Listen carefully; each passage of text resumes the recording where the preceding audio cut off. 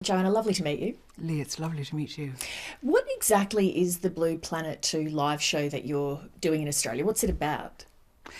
It's episodes chosen specially from Blue Planet 2, the series, set to music originally composed by Hans Zimmer, the great Oscar-winning composer.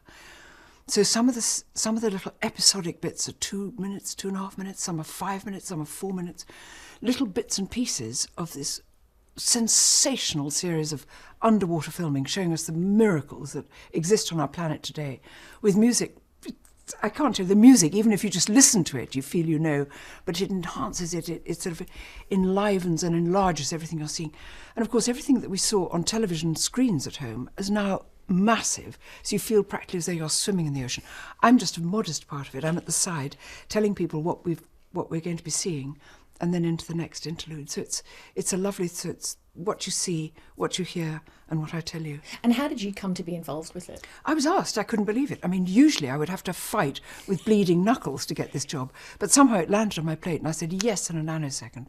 When they said it was here in Australia, I can never get to Australia enough, and the last time I was here was Absolutely Fabulous, the movie. We had to fly in and out, but I just love your country so, so much.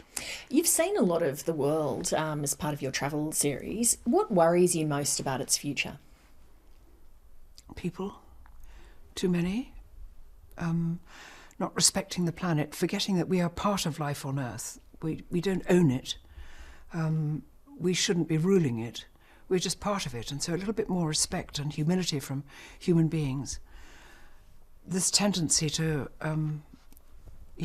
when you think there are more people alive on the Earth today than all the rest of time put together, we've outstripped it, and we're still going on, getting more and more people. You think this can't work. And our indifference to how the rest of the world is suffering at our hands. So these things which sound a little bit dark, and I don't mean to sound it like that, we can turn. Nature has a way of healing herself. Her job is to heal and to continue. Life's whole purpose is to continue living. So it will do it, but I don't want us to be the one to crush the planet now, because we are at a tipping point. Everybody said this. It's no use all the kind of disbelievers going, we've always had hot summers or cold winters or whatever it is. We do know this now. The coverage of global politics tends to emphasise conflict and magnify the differences between people. In your travels, what has most struck you as the similarities between people across cultures and across languages? What struck me is that what is different in the world are our governments. Those are the people who are at loggerheads with each other. The rest of us are exactly the same. It's astonishing to meet people up in Hokkaido in Japan, to meet people in Uzbekistan or Iran, who all open their doors to you, make you welcome, thrilled to meet a stranger, want to give you gifts, certainly want to feed you, want to give you the best place in the house. That happens all over the world. Strangely enough, the more sophisticated we become, the more we put a bolt on the door and we look out and just go, do I let that person in or not? You go to the middle of the Sudan and they would give you the only food they have that day.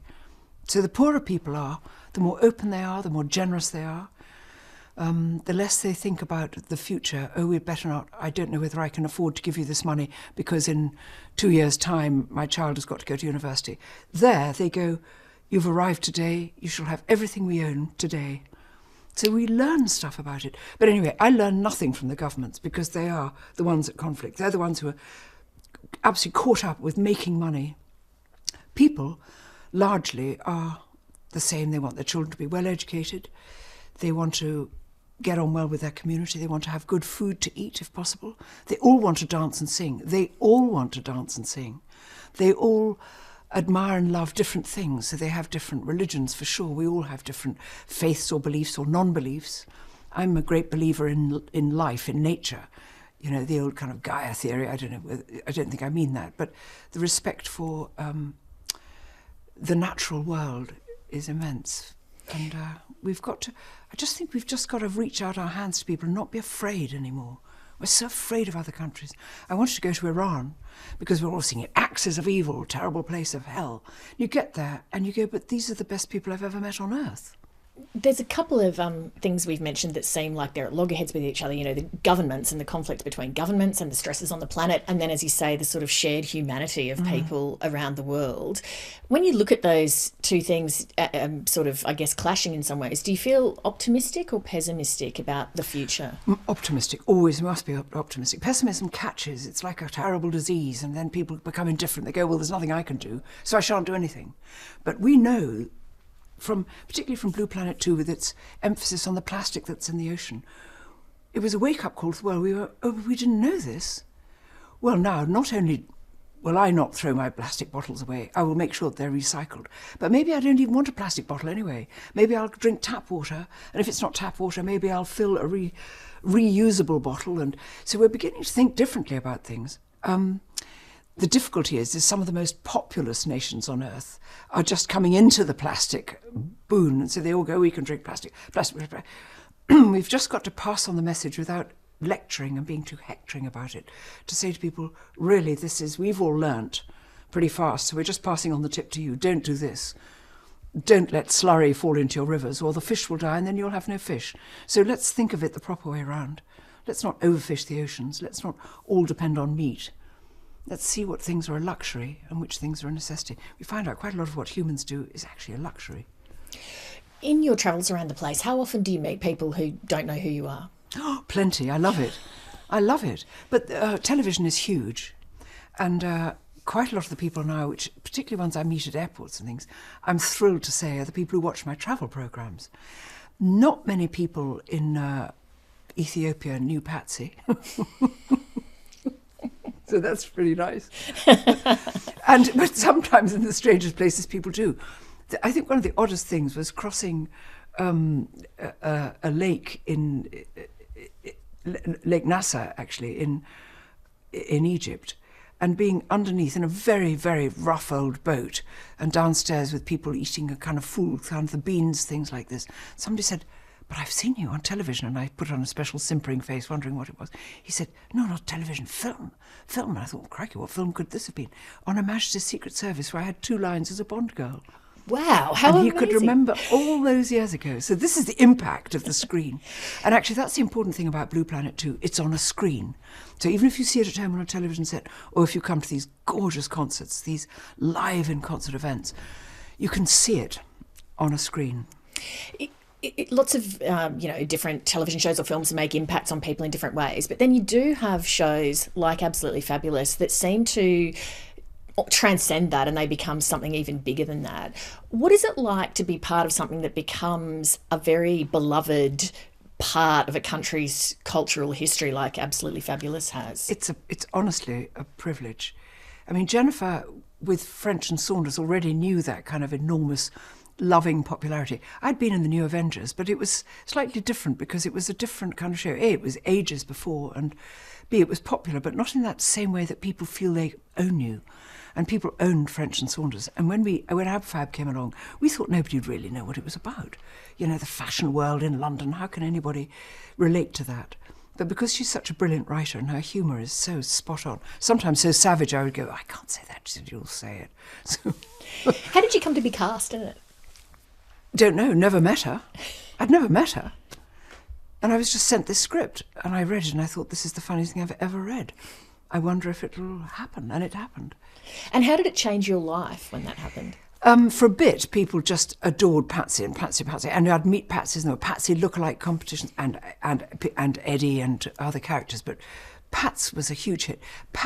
She had some floats at the Mardi Gras out here. Lots of Patsies. All the boys do Patsy better than me. They look so glamorous. Men tend to have beautiful legs. They're wearing sheer stockings, high heels, and they've got their hair up, and they've got an old smoke going and a glass or something. They look dazzling. So I, beside, the Patsy lookalikes, I'm very shabby. What about as well, sometimes there are these cultural moments where two people are paired and then you're really paired for life in a way that's less escapable than marriage, like, Mick Jagger and Keith Richards, or the two Ronnies, you and Jennifer Saunders. What's that like to be paired with that person forever? Well, it's bliss. Of course, she is paired with Dawn forever, so she's a bit of a sort of, play by night. But we did do something lovely a couple of winters ago when we went down as Jennifer and Joanna, but we went down to the Champagne region to study how champagne's made, learn a bit. And we both said to each other, we're going to try to do this properly, learn a bit about champagne. And just the odd glass crept in. And because we're so close to those characters, they kept sort of lurching up, and then we would learn a bit more about wine. It was the best fun in the world, being with one of, a best friend. Champagne, which is a pretty nice drink. You've been very successful in the later part of your life, but in your younger years, you had quite a difficult start to life. You spent lots of years in debt. You were a single mother. You had a terrible breakdown. I read you describe yourself as the champion of the second-raters. I'm an example of someone who was always overlooked and underrated and who got there in the end because I had to learn so many lessons along the way. What were the lessons? Never give up. Be honest with yourself. If you believe, you have to have self-belief if you're trying to do anything. You have to believe you will get there. Runners, I believe, before them, when you see them lining up, and you see that 7-mile stare in their eyes, what they're imagining is breasting the tape. That's what they're imagining. When I was doing my own stunts and things in the New Avengers, when I had to, with a loaded gun, do a shoulder roll, which means running down, rolling around, coming around, and then getting up and doing this. But we couldn't do it before the take because my clothes would have been wrecked. So you have to imagine yourself through it. So imagine your life when you are confident, competent, good at it. So don't slack, don't ever can't be bothered. Research stuff, do it. Learn your lines as an actor. Learn your lines. Be there. Be prompt. Be courteous. Keep trying. Keep struggling. And when things are tough, know that they'll change. They will change.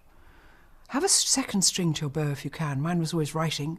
I used to write for the Times. I've written books. I've written articles. I review books, things like this. Be cheerful. Be nice. Keep fighting. Keep on swimming. My father had a great piece of advice. He said, if you're in a skid and appear to be losing control of the car and are approaching a corner, he said, keep trying to steer your way out of it. And most of the time you will. So don't just give up and go, oh, this looks hopeless. Keep trying. And that's kind of part of the message of the Blue Planet 2, which is keep on trying. It looks hideous at the moment. The sea, a flotation of plastic the size of France or something, and every day being increased is in the oceans. We can get rid of it, but we've got to want to get rid of it. We've got to envisage a cleaner, fresher world. In terms of change as well in another area, the Me Too movement, do you think that we're witnessing a moment of genuine change with that in the entertainment industry? Yes, and I always longed for it to move a little bit further on, because in our business, the casting couch and the smack on the bottom and the pretty little girl and the pretty girls getting the parts and the not so pretty ones not getting them, or now vice versa, the pretty girl's not getting the parts, they say she's too pretty, or however it works, but looks being terribly much part of it.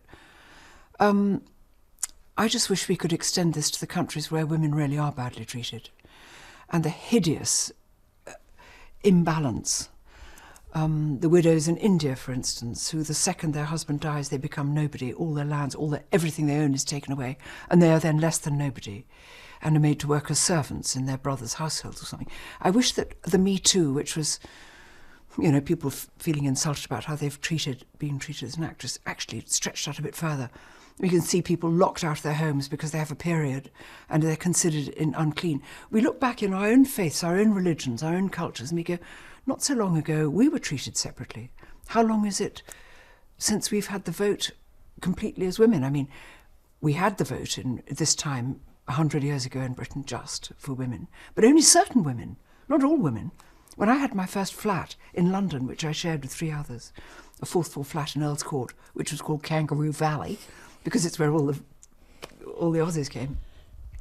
We 4 girls weren't allowed to sign the thing because we were women.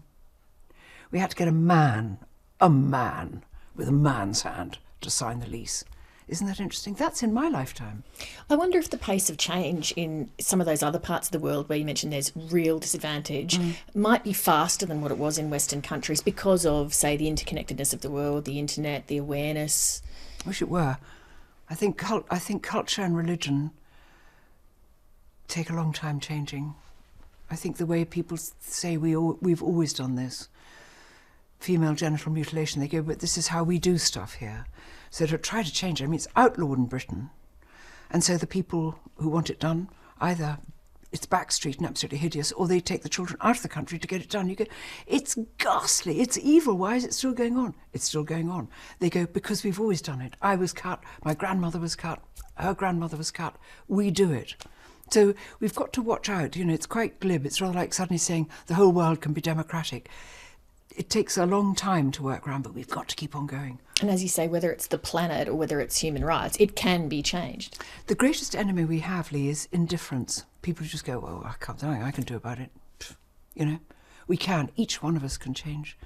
Margaret Mead's, that great American woman, so I'm going to misquote her here, she said, never misunderstand the fact that just a tiny group of committed people can change the world. Not only can they always do. That's it. Tiny group of people determined to change the world. We can do it, but we've got to want to do it. Indifference. Slap, slap, tight slap. It's been lovely having you on the program. Thank you very much. Thanks, Leigh.